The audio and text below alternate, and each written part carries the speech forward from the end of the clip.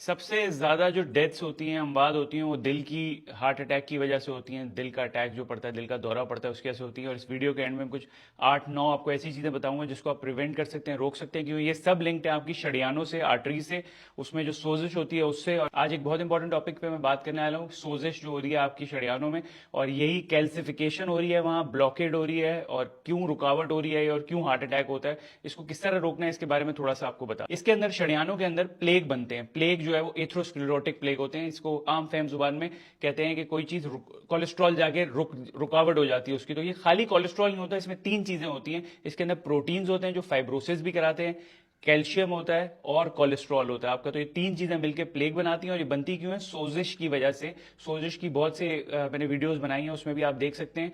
हर organ की अलग सोजिश होती है, उस तरह शरियानों की सोजिश की वजह से ये होता है। दो किस्म के प्लेग होते हैं, एक नरम होता है और एक सख्त होता है। जो नरम वाला प्लेग है वो ज्यादा डेंजरस है और 4 गुना ज्यादा होता है वो। और जो सख्त वाला प्लेग है वो थोड़ा कम होता है, लेकिन वो डेंजरस भी कम होता है और होता भी कम है। ये जो सॉफ्ट प्लेग हैं ये ऐसे दिखते नहीं है। वैसे तो जो लार्ज सख्त वाले प्लेग हैं, हार्ड प्लेग हैं, वो हमें सीटी स्कैन्स पे और बाकी चीजों पे दिख जाते हैं। लेकिन जो ये सॉफ्ट प्लेग है, ये आपको नरम वाला प्लेग जो है, ये कुछ टेस्ट होते हैं, कॉनरी कैल्शियम स्कोर होता है, सीएसी स्कोर होता है, इन स्कोर से पता लगता है। और इन स्कोर को आप निकालते हैं तो पता लगता है कि आपके शरियानों में कितने % चांस है कि आपको ये प्लेग हो रहे हैं। तो लिपिड प्रोफाइल कराते हैं, बड़ी इंपॉर्टेंट है। उसमें खाली कोलेस्ट्रॉल देख लेते हैं। खाली कोलेस्ट्रॉल नहीं देखना आपने, एलडीएल देखना है, जो खतरनाक कोलेस्ट्रॉल है। वो 2 किस्म के होते हैं, एक पैथोजेनिक होता है, एक नॉन पैथोजेनिक होता है। छोटा होता है वो पैथोजेनिक होता है, वो खतरनाक होता है। जो बड़ा वाला होता है वो नॉन पैथोजेनिक होता है, वो इतना ज्यादा खतरनाक नहीं होता। लेकिन ये एलडीएल बड़ा इंपॉर्टेंट है, क्यों? इसके रेशोज निकालते हैं और इससे भी पता चलता है कि आपके शरियानों में कितनी कैल्सिफिकेशन और कितनी रुकावट है। चीज होती है ग्लाइकेशन, उसमें जो शुगर और प्रोटीन है ना, वो मिल जाते हैं आपस में, और फिर वो भी आपकी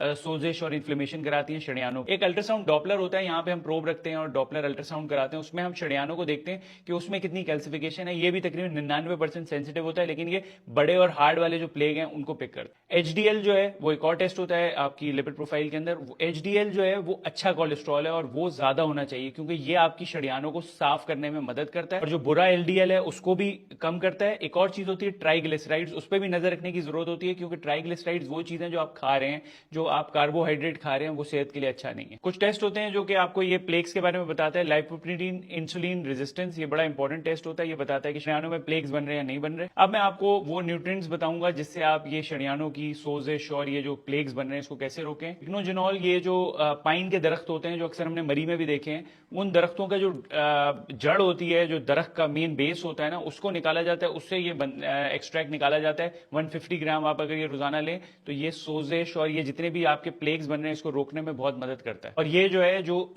नरम प्लेग है ना, उसको सख्त प्लेग में करने में कन्वर्ट मदद करता है, जो कि सेहत के लिए इतना ज्यादा बुरा नहीं है। गुटकोला का एक प्लांट होता है, वो आप एक्सट्रैक्ट होता है, उसका निकाला जाए, वो भी इसमें कमी करने में बहुत मदद करता है आपके एथ्रोस्क्लेरोसिस। मैंने आपको ऊपर बताया था पाइकोजिनॉल, उसको भी जो है ये इनहेंस करता है, उसको भी जरा इंप्रूव करता है। तीसरी चीज और सबसे इंपॉर्टेंट, विटामिन K2। लोग बोलते हैं कि जी हमें आप ऐसी चीजें बताएं जो हम ले सकें, इजी एक्सेस हो। विटामिन K2 इजी है। देसी जो चीजें हैं ना उसको विटामिन K2 कहते हैं।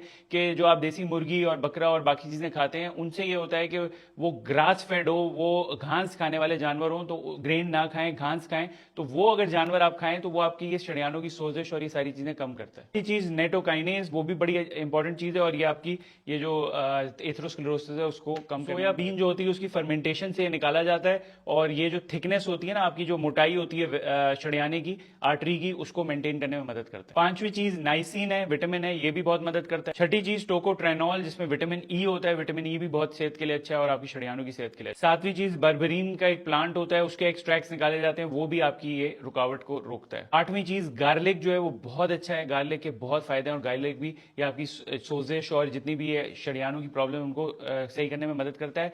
विटामिन डी और विटामिन सी का भी बहुत रोल है इसके अंदर। तो ये सारी चीजें अगर आप लेंगे तो आपकी सेहत भी अच्छी रहेगी और ये शरियाने भी आपके काबू में रहेंगे।